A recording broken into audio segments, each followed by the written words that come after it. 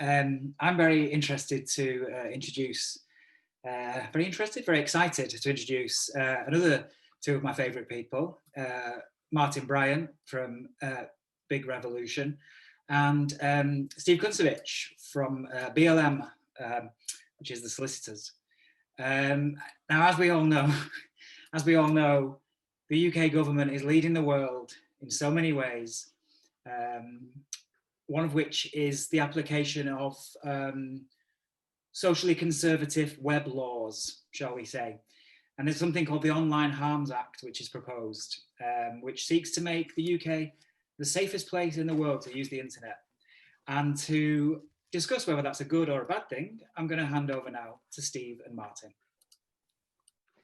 Thanks, Dan. Hello. Yeah, we're going to talk about this online harms bill, which I think has been in the news quite a bit over the last few years, but you could be forgiven for not having really paid attention to it because, let's face it, there's been plenty of other things for us to talk about. So probably a good way to start would be, Steve, with your legal mind, if you could maybe tell us a bit about what the online harms bill is and what it's trying to achieve. Thanks, Martin. Well, obviously news moves very fast these days and content and harm moves around the web very fast. And that's what the online harms bill, when it eventually gets here, is meant to be dealing with. Obviously, the web's part of our everyday lives now. There's a lot of areas of law that cover how you behave on the web, but then there seems to be a whole set of other harms that maybe don't have the same kind of regulation. And in the wake of a number of tragedies such as Molly Russell's death, and various incidents around Cambridge Analytica, the role of social media in elections, all that kind of thing, there's been a push for quite some time to be some kind of regulation of the web. Now, the web and social media is a global thing. As I say, there is some legislation that deals with it already, but the UK is going to try and be the first to introduce a legal duty of care to businesses with an online component to protect their users from a set of specified harms. And those harms are a number of different things, one of which is misinformation. And certainly in the alternative facts and the fake news era, that seems to be more relevant than ever. But we've seen a consultation, we've seen a response to that. Well, I don't think we've seen a response to that consultation just yet. There's a suggestion that we might see a bill in 2021, but there's also a suggestion that we might not see this regulation until 2023 or 2024. So it's a priority. The Lords have complained about the delay behind it. An awful lot of people are talking about the delay behind it. But we're just going to have to wait and see. It's coming, but what form it ends up in, I think, remains to be seen, along with when. Yeah. So what do you think about this? Do you think this is a good way of controlling the internet? Do you think? Well, first of all, do you think it's a good idea to control the internet through legislation like this and to have a regulator in place to deal with it? Because one of the strengths of the internet for many years was that it was a wild west in a way, which in some ways was scary for people, but it allowed lots of different ways forward. And it feels like we're maturing now, and the laws are starting to come into place to try and hammer down exactly how things work. But it's a global web, isn't it? It's a global internet. So how will this work? How will the UK regulating things like online speech and behavior work when, as soon as we go online, we're part of a world that is regulated by all sorts of different countries in all sorts of different ways? That's a great question, Martin. And if I had the answer, I would be sat on an island guarded by ninjas, but I don't. And neither does the government, I don't think. I suppose I'm going to give you the best lawyer's answer I can, in that this isn't a good thing or a bad thing. It's a thing. And unfortunately, we've seen recently with the impact of, we've not mentioned the C word yet. I am going to mention GDPR. With the coming into force of the GDPR, we've kind of seen a bit of an outlier or an example of how this may work in practice, because there's going to be lots of gaps that need to be filled in, awful lots of guidance and codes of practice that are put out there into the wider world. Until we see them, it's going to be quite hard for most businesses to prepare. And there's a suggestion that under 5% of businesses, they're the ones that really need to worry about this. But those that do are going to have to maybe think about having a harms person or a harms officer, the same way they've got a DPO or a data privacy manager. That might be what we see. Yeah, and is this going to affect all businesses? Obviously, it's hard to say for sure, but is it your sense that all businesses are going to be affected by this, or is it going to be businesses that have like an online forum, or what do you think? again, that's again all great questions. By no means I don't think are all businesses going to be affected by this. Certainly, there's an idea that the legislative burden is going to be, or the compliance burden is going to be kept as low as possible. But a lot of the initial confusion around this was exactly what kind of businesses were and weren't in scope. And the idea that if all of a sudden you have a chat function on your website, you might need to be thinking about this, scares a lot of people. You know, we've had some input into white papers about this kind of thing before, and until we know exactly what the government wants out of this, all we've got is this kind of quite virtuous idea, but that's all a little bit nebulous. You know, not just which businesses are going to be in scope, but what the sanctions are going to be, what the effect of it's going to be. You know, we're talking about maybe fines, we're talking about powers to pull down sites and content and so on and so forth. And we're talking fines that could be enforceable against board members as well, although there may not be any criminal sanctions. So there are an awful lot of gaps to be filled in. The intention seems to be good, but quite rightly, you've got an awful lot of people that are playing into the response to it now, talking about what kind of impact this is going to have on freedom of expression, and whether or not it is going to curb freedom of expression in any way. Yeah, there was an FT story a few weeks ago that the government were. I'll quote from it now. Downing Street is pushing for big tech companies to be subject to a duty of impartiality to prevent political bias as part of legislation to regulate the dangers of the internet. And this is something we've seen in the US. There's a debate over something called Section 230 of the Communications Decency Act over there, where a lot of American, especially conservative politicians, they feel they're being censored online, and the platforms would say it's more about restricting misinformation. Obviously, you know, around the Donald Trump presidency, there's been a lot of misinformation flying around, fake news and all that kind of thing. And some conservatives see that as censorship if, for example, there is an idea going around that the election's been fiddled, for example, and then social networks are saying this is not true or whatever, or blocking people, or hiding that information behind a warning message, etc. They call that censorship, and they're trying to regulate against that. And it seems like that idea has come to the UK as well. Is that something that could really happen? It feels to me incredibly problematic to try and limit, for example, political speech, where yes, you can say as a factual thing there that it's factually untrue that I don't know, vote observers weren't allowed to observe this particular count or whatever is it's clearly factually untrue. But then if you're, on the other hand, if you're then making a political argument about the national debt is unsustainable, it's down to perspective whether you think that's true or not. So I don't know, can you regulate that kind of thing, or are they just trying to chuck as many things as possible to try and control speech? That's a great question. I'm sorry, I'm saying that a lot, but it's true. Are they trying to control speech? If you look back a while ago when the Crown Prosecution Service started looking at communications offences and set out guidance to prosecutors how to deal with it, they said there is going to be some content that's just going to be iconoclastic or is going to be what you don't like, but that doesn't necessarily make it unlawful.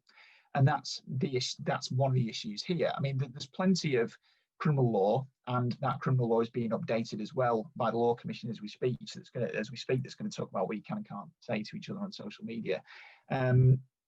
Looking back at the list of sort of defined harms in this, fake news and misinformation is only one of the 10 or 15 that is meant to cover, but understandably, it's one that an awful lot of people are focused on. What I think has been really interesting from the platform's point of view is that you've seen changes in user experience all of a sudden to try and combat this kind of thing. And that's an example of the platforms and big tech working quite hard to do the job so the government doesn't have to do so, because they didn't want to be regulated. I mean, there's an awful lot of talk about big tech lobbying the EU's digital services agenda when that comes out in December to try and make it a bit more watered down. Their approach to this will be a bit more balanced. But you see, for example, I've seen all sorts of stats that suggest, any number of percentage of people just doesn't check an article before they share it online. You'll see on Facebook now, there are disclaimers all over the shop noting that, an article might not have been fact checked. You'll see on Twitter now, it seems like a small change, but when you retweet, it's no longer just a retweet. There's a pause and you're actually prompted to add your own opinion to this. And as we've seen as well, An awful lot of tweets from no one in particular about election fraud have been flagged up pretty much immediately, and all of a sudden that particular timeline starts to look very different. So it is about a balance, and I think it's about the fact that the long-held description of social media is all of a sudden everybody's got a blunderbuss or everybody's got a loudhailer, and as much as the law's got to evolve to cope with this, I think maybe so do people's behaviours as well, and maybe the COVID crisis, sorry, I've said it, Brexit, any number of events over the last few years that have caused this kind of polarization online, I think are helping to force that change as well.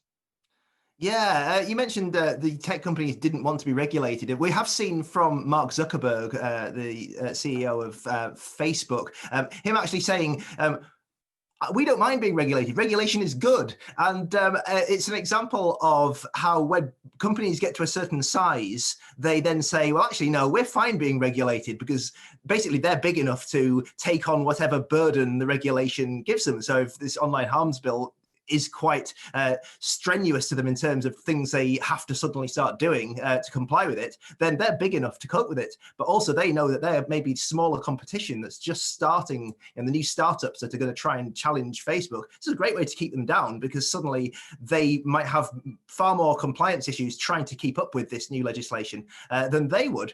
So it's an interesting turning point, I think, for social media in that way, where we're seeing at least Facebook, maybe Twitter is a bit more open to resisting this kind of stuff. But yeah, it's an interesting turning point, isn't it, in the story of these big tech companies? Oh, it's fascinating. They've always had to reckon with the fact that they're having to grow up in public and to do it fast. And we saw a lot of changes around what Twitter were going to allow in terms of using their platform for political advertising, for example. And there was a real tension between their approach and Facebook's approach to that, in that Twitter kind of went a little bit overboard about what they would allow around elections, and Facebook tried to have a hands-off approach for much longer. And then all of a sudden you've got Zuck and Dorsey hauled up before US regulators on a fairly regular basis, most recently because of complaints around, as you say, liberal bias. And then Donald Trump and other people's calls to repeal Section 230 of the Communications Decency Act. But interestingly, in Biden's cabinet, he has at least one, I think, member of big tech that suggests that he's going to be open to a similar kind of approach. So whatever we say about this, and just to clarify, in terms of the scope of what this may well cover, it's any business that provides services or tools that allow or facilitate others to share or discover user-generated content or interact with each other online. That's a long sentence. But whatever we say about this, the direction of travel is towards regulation. And as a result, it's just going to have to be something that we get used to, but certainly something that the regulator, if it is Ofcom that regulates online harms, is going to have to work very hard to explain as well. Yeah. Have you seen the Netflix documentary, The Social Dilemma? Because I think that's maybe shaped a lot of people's understanding a lot of a lot of these kinds of issues. Because I think a lot of people don't necessarily think about kind of online harms, so to speak, that much in their everyday lives. But yeah, this documentary came along and really captured people's imaginations. Even though for a lot of people they found it maybe too simplified in terms of how it was describing what happens at social networks.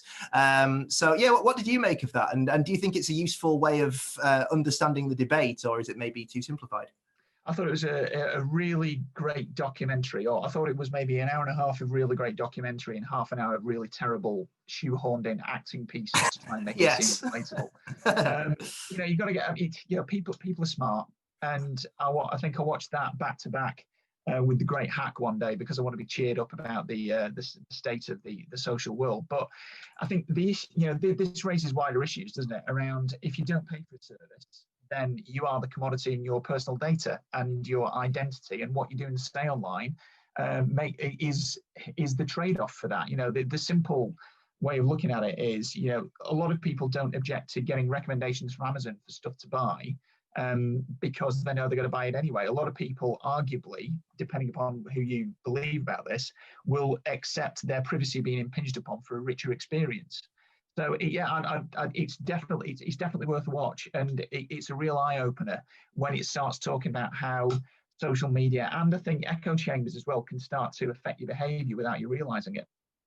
Yeah, absolutely. I think it alerts people to issues that maybe they weren't aware of, but it does simplify things a little bit. There was some of the ways they describe the way these networks work was a bit oversimplified, and certainly the network, social networks themselves have come back. Certainly, Facebook has come back and said that a lot of this is based on outdated practices and things. But I still think it's important that people, as they understand this stuff, at least understand the issues, even if some of the detail in the documentary, or I say drama documentary, the weird drama bits, the people inside the social network saying, Well, "Hey, feed him this now." Yeah, well, exactly. It's, you go from a kid who's on his phone too much to the next thing you know, he's in QAnon and attending a protest and getting arrested, and his entire family's in jail. I mean, yeah, but it does lay out the issue. I mean, I think maybe it made the mistake, but we're not going to get to a film review. But I think it maybe made the mistake of patronising the audience a little bit too much, unfortunately. Yeah. One point that's coming from Luke Jeffrey: if we're going to regulate political speech online, we need to start by regulating political adverts. They're the only kind of ads where you can say what you like. It strikes me that advertising is already regulated separately, and it might not fall under this. What do you think? It doesn't, and the ASA has made it very clear that it doesn't. And bear in mind, the ASA runs a self-regulatory system in and of its own right. But there is a suggestion that political advertising might be a bit more closely regulated in the future, certainly online, because as Luke quite rightly says, you can get away with pretty much anything you want to do as far as political advertising is concerned. And I think there was a real, when you're talking about fake news, when we see what's going on in the States, but in the general election, the British general election, we saw any number of fact checker websites really having issues with the fact that Twitter feeds and micro-targeted Facebook advertising and so on and so forth was being used to nudge people in ways that we hadn't seen before. You look at the sheer amount of spend that the political parties committed in the run-up to the last election to their social campaign. And it's probably something that they're going to have to look at all over again. There's an article, I'll see if I can get it while you're writing your next section, that I wrote about the potential regulation of political advertising going forward. But yeah, I mean, that we're talking about regulation generally in online harms, but I think we might well see more of that. And we might well see more of that in any number of different sets of circumstances where you've got offline content starting to move primarily into an online market.